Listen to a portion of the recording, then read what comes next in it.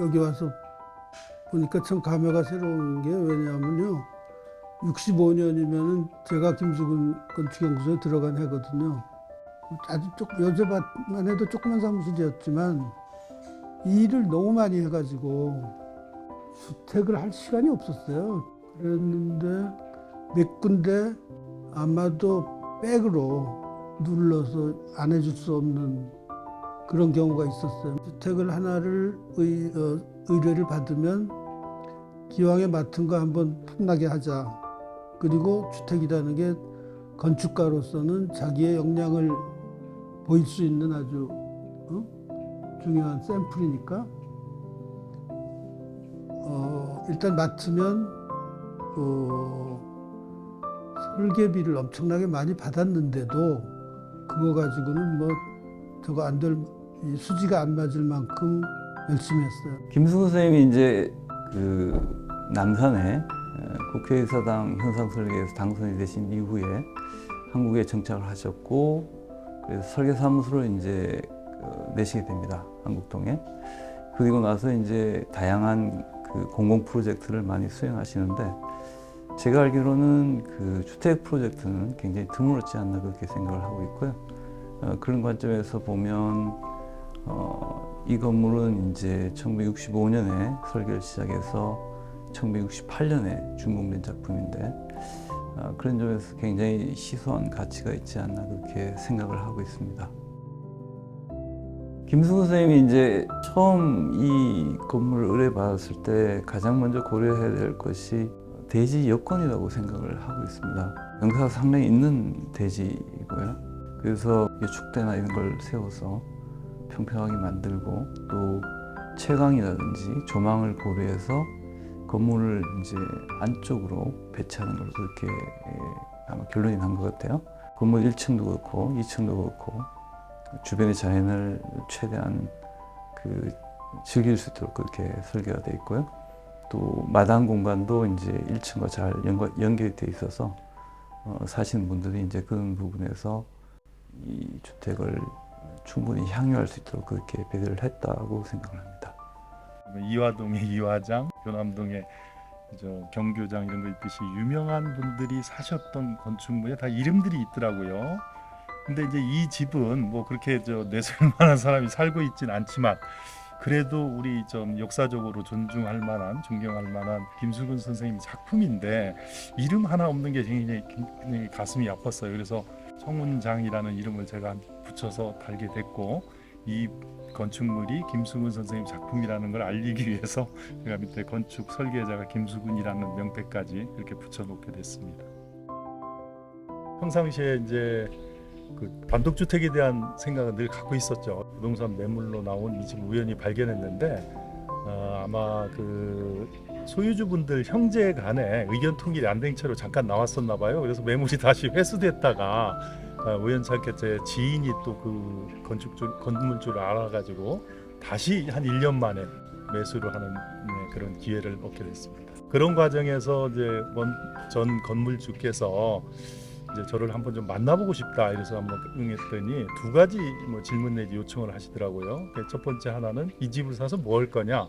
당연히 저희들 주택 사서 살고자 하는 겁니다. 그랬더니 아마 그분의 걱정은 그 자기 부모님들이 심혈을 기울여서 만든 이 주택을 혹시 건축업자들이 헐고 연립주택이나 이런 걸 지면 또 돈이 되잖아요. 아마 그걸 염려하셨던 것 같고, 당연히 저는 그렇지 않으니까 통과가 됐고요.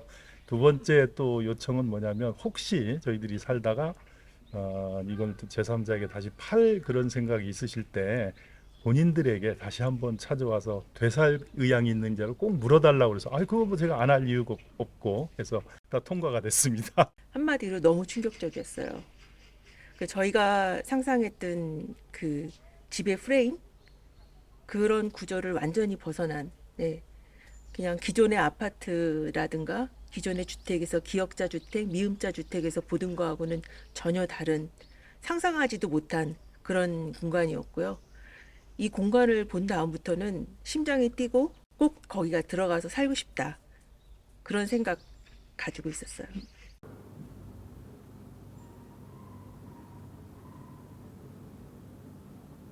아무래도 이제 저희들이 좋아하는 공간은 각 방에서 문을 열고 나왔을 때 한 곳에 모이는 데가 이제 1층 같은 거실이거든요. 근데 김수건 선생님이 지향하는 그 말씀 중에 하나가 enclosed but endless space. 그러니까 이렇게 둘러싸이되 전혀 막힘이 없는 이제 그런 개념으로 이 공간을 만들어 놓은 곳에 집중되는 곳이 바로 저희 1층 거실 같고요.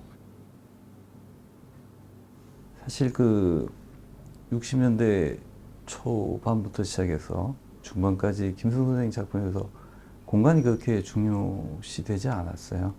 건물 규모가 크다 보니까 주로 조형적인 측면이 강조되고요.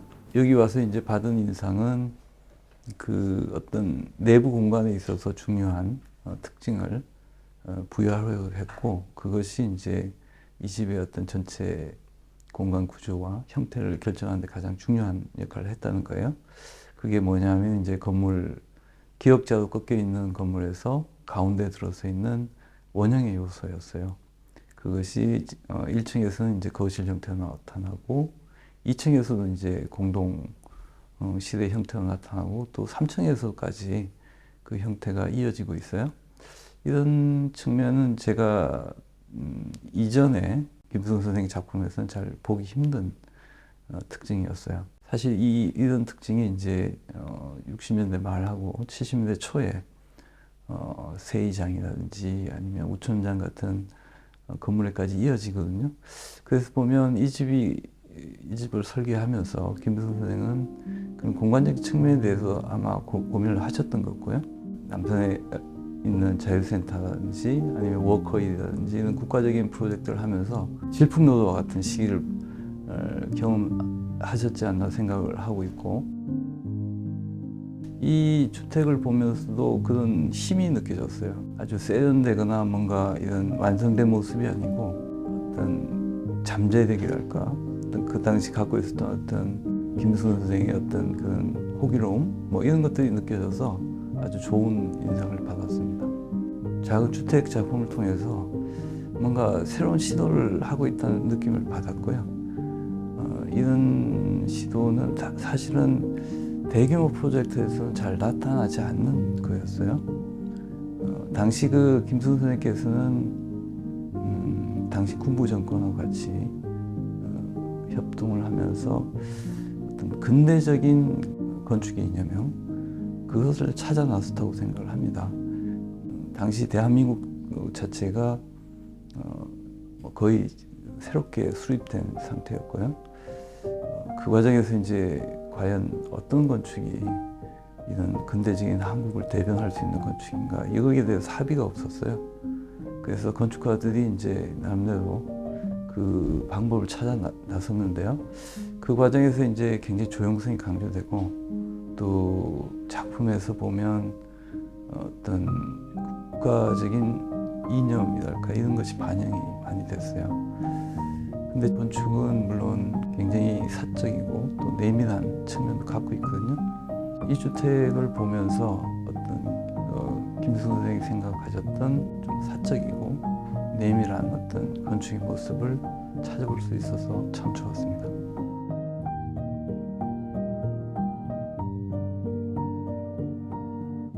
저희 건물이 좀 특이하게 앉아 있어요. 제가 처음 느낀 느낌은 이렇게 엄마가 양팔을 벌려서 서 있는 그런 모습을 느꼈거든요. 그래서 저희 집에 오면 항상 학교 끝나고 나서 엄마 하고 문 들어오는 것처럼 그런 느낌이 가장 큰 저는 장점이라고 생각을 하고,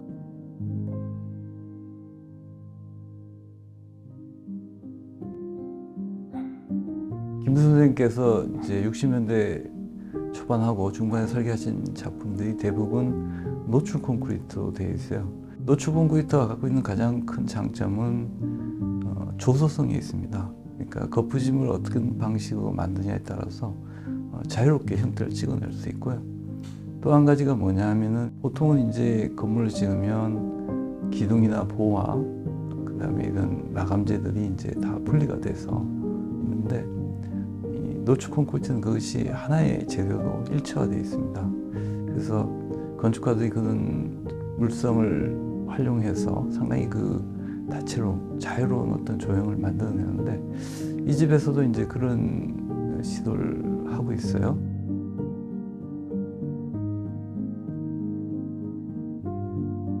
처음 건축을 했을 때는 이 돌 붙임으로 마감을 했었던 것 같은데 그 당시에 단열이 제대로 안 되다 보니까 단열재를 겉에 바르고 이러는 과정에서 타일로 이제 변경이 됐는데 그 당시 타일이 이 건축물을 견뎌낼 만큼 그게 아름답고 우아하지를 못해서 약 20년 전에 인수를 했을 때는 저희들이 굉장히 어렵게 타일을 좀 구해가지고 지금 붙여놨는데 보시는 분들마다 아주 타일 잘 골랐다고 그렇게 했는데 우리 집사람이 아주 고생을 많이 해서 이 선정을 하게 됐습니다.